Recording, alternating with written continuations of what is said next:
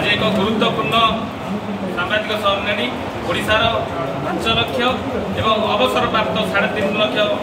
कर्मचारी तरफ आम कैशलेस हेल्थ कार्ड जोटा कि राज्य सरकार एवं 1 तारिख आसंता 1 तारिख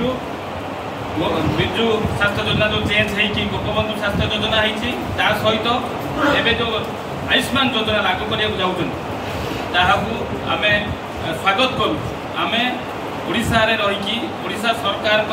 सबु योजना को सफल रूपायन करूँ किंतु दुख परितापर सहित कहना पड़ू जे राज्य सरकार आम हेल्थ इंश्योरेंस जो कैशलेस हेल्थ इंश्योरेंस आम बहुत बार माननीय मुख्यमंत्री स्वास्थ्य मंत्री एवं मुख्य शासन सचिव को अनुरोध करते राज्य सरकार ए बाबद कौन निष्पत्ति नहीं ना आम ए बाबद आज सांबादिक सम्मेलन कर प्रिय मुख्यमंत्री मुख्य शासन सचिव स्वास्थ्य मंत्री को अनुरोध करूँ बात्या बन्या मरुड़ी एवं कोरोना रे बहुत कर्मचारी बिना हेल्थ इंश्योरेंस जो आर्थिक दुरवस्था सम्मुखीन होती ट्रिटमेंट हो पारना आप जानते केंद्र सरकार स्वास्थ्य बीमा दौरान विभिन्न पब्लिक सेक्टर कंपानी माने दौरान पीएसयू दौरान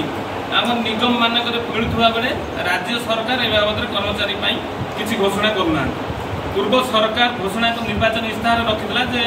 कर्मचारी लागू कर विधानसभा बाबद उठी प्रश्न जितेबाला नेता मंत्री विधायक निज दरमा आउ भत्ता हेल्थ कार्ड एक हो जाऊा बेले ओडिशा रे 5 लाख एवं 3.5 लाख अवसर कर्मचारी बाबद कौन पदक्षेप नौना आम राज्य सरकार प्रश्न करुचु आम कहीं एमती सरकार पछघुंचा दौरान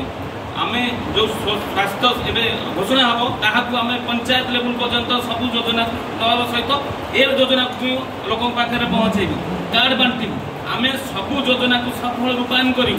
आम बोधे प्रतिश्रुति दौर विकसित ओडिशा नहीं जो नुआ सरकार आगू बढ़ाऊँ आम कांधे कांधे मिसेक लोक सेवा आहरी उत्साह सहित प्रकाश करूँ किंतु आम मन में गोटे दुख परिताप रही जाऊँगी जे सबू लोक आसिक स्वास्थ्य जो सुविधा पाँच किंतु आम से वंचित हो आप जानते 6 वर्ष कंट्राक्चुआल छुआ दूर पेंशन पाइबार वंचित होती एवं तो यूपीएस घोषणा कर पेंशन ना आमर ता सहित 6 वर्ष काउंट ना बहुत सक्षम चाकरी कर इश्यू भी सहित आदि आमको दरमा पाऊन 6 वर्ष गति खटिलु स्वास्थ्य बीमा नदेवे ताहले आम केमती चलू आम परिवार केमती चलो 5 लाख 10 लाख खर्च करें कौटी मरबू ना किडनी बिकिकी आम सेवा करूँ ए बाबद आम राज्य सरकार को अनुरोध करुँ ए बाबद राज्य सरकार निष्पत्ति नए ना गोटे मास भितर ना आंदोलन करें।